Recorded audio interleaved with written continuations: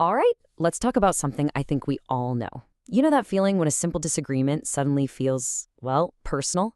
Like it's a direct attack on you? We're going to break down exactly why that happens and, more importantly, how you can reclaim your voice and maybe your sanity in the super polarized world we're living in. I mean, it's a feeling we all recognize, right? You're just in a conversation, maybe with family, maybe online. You offer up a different opinion, and boom, the whole temperature in the room just drops. It's way more than just a simple disagreement over facts. It can feel like a real threat, both to you and, honestly, to the other person. So, what is going on here? Why does it feel so dangerous? Well, the source material for today's explainer actually gives this whole thing a name. It's called the judgment addiction trap. And it perfectly describes that really dangerous cycle where what we believe gets completely, totally tangled up with who we are. Okay, so right at the heart of this trap is a really key psychological idea called identity fusion. Now, what does that mean? It's basically when we merge so completely with a belief or a group or an ideology that, well, they become us. So, a challenge to that belief, it doesn't just feel like a critique of an idea. No, it feels like a direct attack on our very existence. Suddenly, it's not a debate anymore, it's a battle for survival. And when you're stuck in that state, getting people to agree with you isn't just nice, it feels absolutely necessary. It feels like survival. So, what do? We start clinging to our factions, our political parties, our ideologies like they're lifelines in a storm. Because let's be honest, standing alone and thinking for yourself in that environment, it suddenly feels incredibly, incredibly unsafe. Okay, so if that's the trap we're all so easily falling into, what's the alternative? Is there a way out? Well, yes. The source material offers a really powerful path forward, and it's built around one core concept: agency. This is how we can start to find some solid ground again. So, agency is pretty much the direct antidote to that identity fusion we were just talking about. The best way to think about it is reclaiming your inner authority. It's that ability to actually engage with different people, with challenging ideas, without feeling like your entire sense of self is about to crumble. You can stand your ground without losing yourself. So, this idea of agency is broken down into four core pillars, four parts that build on each other. First up is inner authorship. This is all about consciously choosing your own thoughts instead of just, inheriting them from your group. Then there's inner responsibility. That's about owning your own emotional reactions. So no one else is making you angry. You're in charge. Third is inner freedom, which is a big one, letting go of that desperate need to control what other people think. And finally, the fourth pillar, inner alignment. And this last one, inner alignment, honestly, this is the real game changer. This is where it all comes together.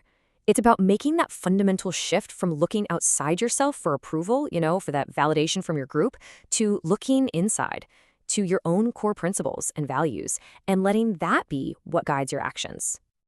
Okay, so this all sounds great, but how do we actually build this agency? Well, it starts with what the source material calls inner work, and this is key. It's not about trying to change the world out there first. It's about taking the time to rebuild our own internal foundation. And this quote on the screen, man, it just nails the core issue, doesn't it? Strong beliefs are not the problem. Fragile identities are.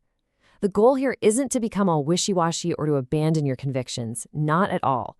The problem isn't how strongly you believe something, it's the fragility of our identities when they get completely fused to those beliefs. So the real work is to strengthen our sense of self, to make it solid enough that it can hold strong beliefs without being shattered by a simple disagreement. So the main tool for this internal strengthening is something called self-inquiry. And really all it is a practical way to create that little bit of space, that crucial breathing room between who we are as a person and the things we just happen to believe. The whole practice is just about asking yourself some really honest questions. And this isn't about beating yourself up, not at all. It's about getting genuinely curious. Asking things like, okay, is this belief really 100% true? Or what evidence am I conveniently ignoring right now? And this one is huge. What am I so afraid would happen if I were wrong about this? This kind of questioning helps you sort out whether you're really fighting for your values or if you're just fighting for that hit of validation from your tribe. Okay, so once we start doing that inner work, it totally changes how we can show up in the world. And that brings us to the next part, the outer work. This is all about creating an entirely new kind of conversation with the people around us. The goal here is to create something called a neutral space. Now, let's be super clear. This is not about being neutral on issues that matter to you. Not at all. It's a disciplined, conscious refusal to collapse into those us versus them, right versus wrong, black and white traps. It's about creating an environment where a diversity of thought can actually coexist in the same room without the whole thing turning into a war zone. And this table here does a fantastic job of showing the difference. On one side, you have the judgment addiction. It demands allegiance, domination, demand, and agreement. It's all about control. But on the other side, in neutral space, you have a totally different set of values: autonomy, dignity, dialogue, and understanding. I mean, look at that last one especially. The goal shifts from forcing agreement to genuinely seeking understanding. That is a profound, profound change. And really, the whole mindset of neutral space boils down to this one idea. I can witness your reality without needing to control it, erase it, or merge with it. Think about that.